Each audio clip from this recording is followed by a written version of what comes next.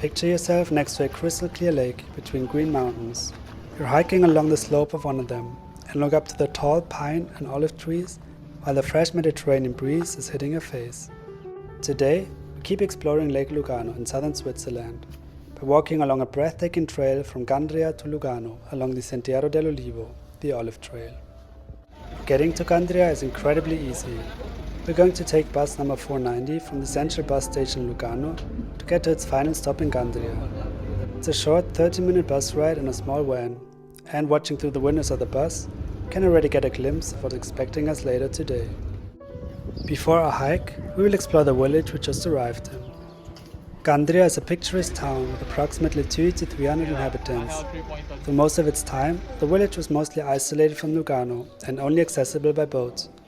Due to its proximity to the Italian border and difficult to access location, Gandria used to be a notorious place for smuggling.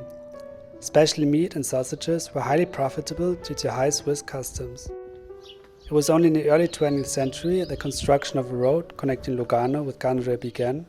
That was completed in 1936 and not only ignited tourism in the region, but also put an end to certain illegal business opportunities.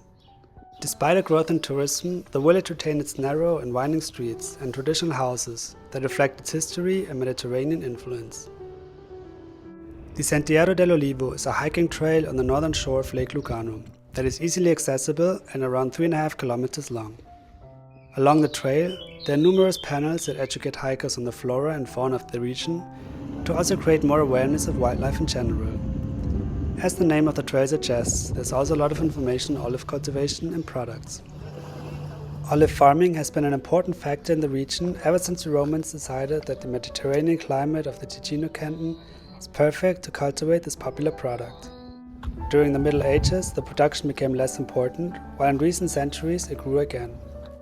But even if you're not nor wanting to be an expert on the cultivation of stone fruits, you're going to have a great time on this trail, as the views and climate here are simply breathtaking. The houses along the shore are gorgeous as well. I'm not sure how much one would have to pay for a villa here, but if you want to support me to achieve my dream of affording one someday, you can help me by subscribing to my channel.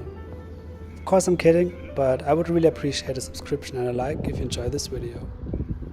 The Sentiero dell'Olivo is not a walk that you just rush through. Somewhere around the middle point of the trail, I found a small path that led to a little platform for boats to stop.